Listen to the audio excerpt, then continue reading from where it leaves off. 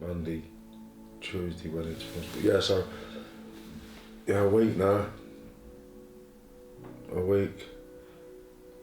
A good mate of mine died of just normal circumstances. I met him in 2004, 2005. We was in Swaleside Prison, and basically he was 10, 15 years younger than me. But he was in every young guy, another young guy stitch, and they was like the most sensible out of a younger group of kids, but not sensible like my old sensible, being aggressive and violent. Joe was only, I think, 35, 36.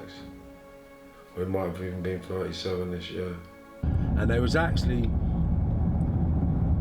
sort of fundamental to my change. I sort of transcended into a way of living once they come out of jail. I thought, wow, look, they're doing it. Oh, it can't be that hard. And then you just sort of, the seeds planted. It's been difficult dealing with, but after putting things into perspective, it's sort of dealing with the normality of death rather than reacting from the street mentality level. The fact that he died of an illness, like he got ill, went to the hospital, they put him asleep to work on him because he was a bit stressed out, and he just never woke up, and then over the space of 4 or 5 days he just slowly deteriorated. Accepting his death without anger, without frustration, well I suppose frustration's in it, but without anger and retaliation.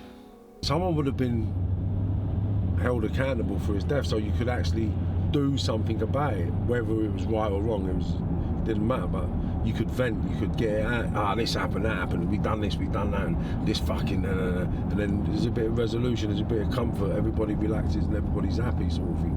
That's normally what happens, but the fact that no one could vent and no one could get angry and no one could do things proved that the journey that he was on was doing all the right things at the right times, because fundamentally it's a message for all of us to turn our lives around. His whole family are Christians, proper devoted Christians. They give me strength at the hospital the other day when I broke down, and they supported me beyond belief. Because I had a conversation with a few people at the hospital, and I asked them if they was happy with the life they led, and they said no. I asked a couple of people if they're happy with the success they made. I said no. Do you feel you could have done better? Do you feel you could have got further? Yeah. So what held us back? And it's just one fundamental point that I keep saying to people. It's the energy. If the energy's not right, then you're not going to succeed. And the energy can't be right if you're a criminal. It's sort of hard to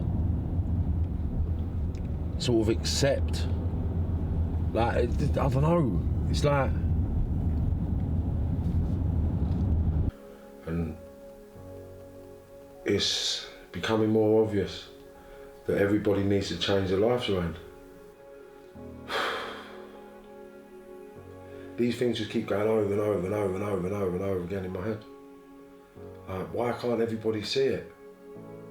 Why can't and then I say, well, you never saw it for 36, 37 years, like 40 years, you never saw it. What's made me see it? He was on a good part of his journey. So it's only messages that we're getting from this now. There's not really anything you can do, so you've got to look at what can we take from this situation or this scenario to help us grow and become better human beings. I'm happy now that what I could have learned from Joe, I'm already implementing into my own life. Now it's about continuing that and carrying his name forward. So I'm going to name one of my studios after Joe. Can't replace that. know, like the memories you got, the time you've spent, the journey you've been on. Like, you can't replace that. Once you can't get that back. Once you miss an opportunity, you can't give that time back. Get that time back, and you know that from going to jail.